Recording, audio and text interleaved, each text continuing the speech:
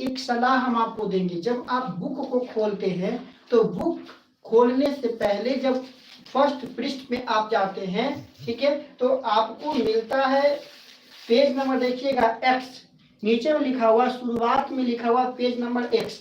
X में आपका जो लिखा हुआ एक्स है, इसको हम 10 पढ़ सकते हैं, रोमन संख्या में लिखा गया इसमें कि पाठों का परिचय।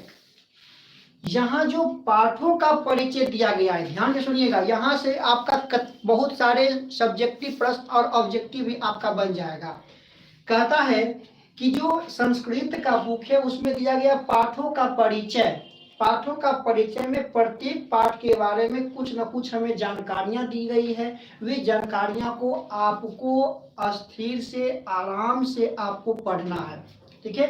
वे सारी जानकारियां को आपको आराम से स्थिर से पढ़ना, यहाँ से आपको ऑब्जेक्टिव निकलेगा और ऑब्जेक्टिव के साथ साथ यहाँ से आप सब्जेक्टिव क्वेश्चन भी सोल्व कर सकते हैं।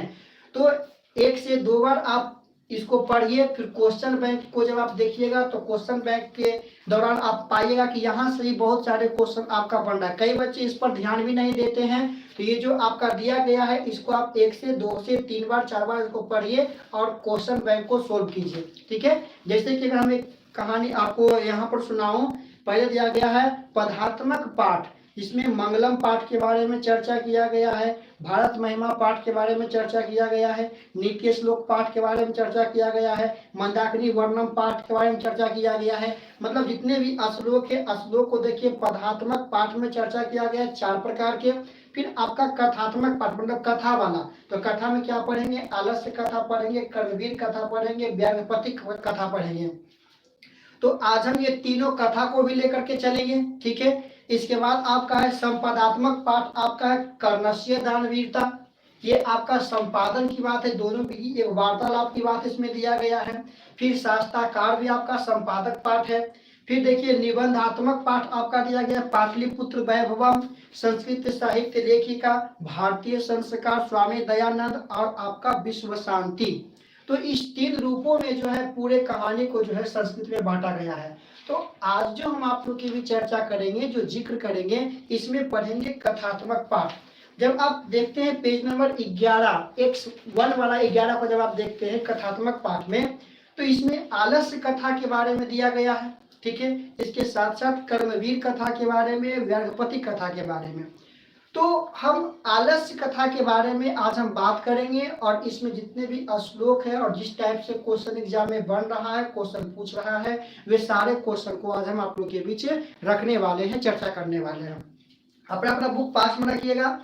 देखिए, जो सबसे पहले जो पाठ का परिचय दिया है ये हम आपको पढ़ करके सुनाते हैं, क्योंकि बहुत सारे बच्चे ये नहीं पढ़ पाते हैं, है ना। और यहाँ से क्वेश्चन डायरेक्ट बनता है, हम पढ़ के सुनाते हैं। कहता है आलस्य कथा, यह पाठ विद्यापति द्वारा रचित पुरुष परिछातर नामक कथा ग्रंथ से संकलित है।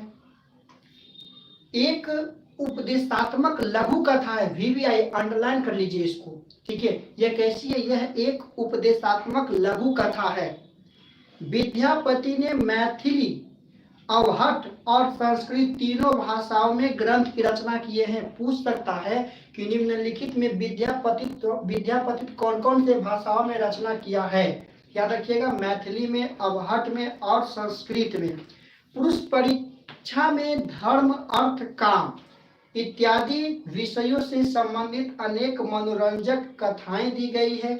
आलस्य कथा में आलस्य के निवारण की प्रेरणा दी गई है। इस पाठ में संसार के विचित्र गतिविधि का भी परिचय मिलता है, ठीक है। तो ये एक हम ओवरव्यू देखिए कि इसमें जो ऑब्जेक्टिव बन रहा था, ये 2-3 ऑब्जेक्टिव कि विद्यापति जो है इसके लेखक हैं, वो मिथिला के हैं, ठीक है। यह एक उपदेशात्मक लघु कथा है।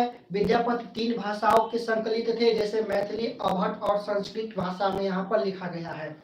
आइए हम अब आलस्य कथा पाठ के जो है चर्चा करते हैं आप लोग के बीच। जो बुक में आलस्य कथा पाठ जो दिया गया है और इससे किस प्रकार से क्वेश्चन बनता है, वे सारे क्वेश्चन को हम जिक्र करेंगे, ठीक है। तृतीय पाठ, संस्कृत का तृतीय पाठ, और इसमें श्लोक भी आपका दिया गया है 3-4 श्लोक, वे सारे श्लोक का भी हम वर्णन करेंगे आप लोग के बीच।